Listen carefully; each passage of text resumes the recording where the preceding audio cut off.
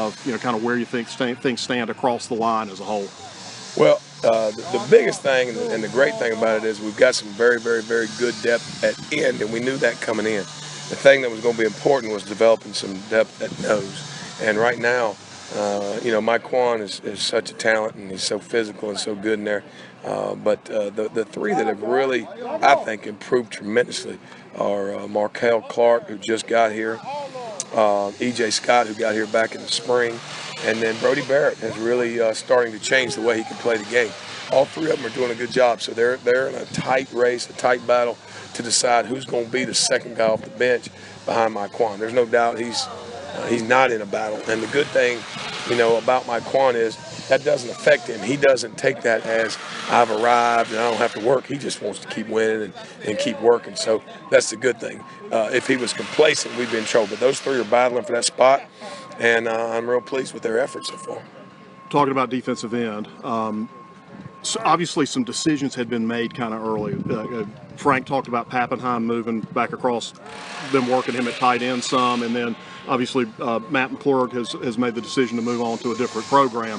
Correct. But, it's pretty clear to me that with those discussions taking place, you guys had already decided, hey, we've got some younger guys, this redshirt freshman group, that we're ready to roll with behind Fuller and Sims in kind of those starting roles. So talk a little bit about, the Willis, the Arasuba, some of those guys that have given you enough confidence in their abilities to want to move them up in the rotation.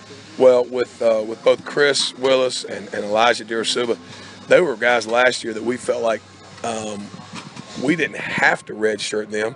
We were fortunate enough to be able to redshirt them with some of the guys that graduated last year, Des Reed and Nate Norwood. They were here playing, but we could have played them, and they were sound enough physically. They would have been able to be productive last year with a whole spring and summer under their belts. Since then, I think both of those guys are physical. They're strong. They're not going to get knocked back off the football, and they both bring some pass rush skills to the table as well. So we're exceptionally pleased with them.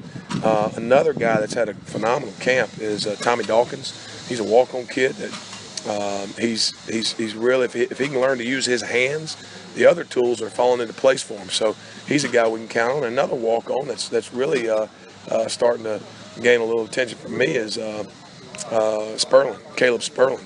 Those are guys that we're rotating in with the 2s and the 3s right now, and we don't miss a beat with them, all right? We don't miss a beat with either one of those guys, so very, very pleased with that depth right there at those positions. And hopefully we'll have a strong 4 deep that we could live with. Definitely need to have a 3 deep, and I think we're at least at a 3 deep right now. Would like to get to where we're 4 deep solid and wouldn't have to worry about who's out there in the ballgame. If there's one thing that you would say, okay, here's the top of my list of what's got to improve, or I've got to see some enhancement in before we get to Labor Day weekend against UGA, what would the one thing be?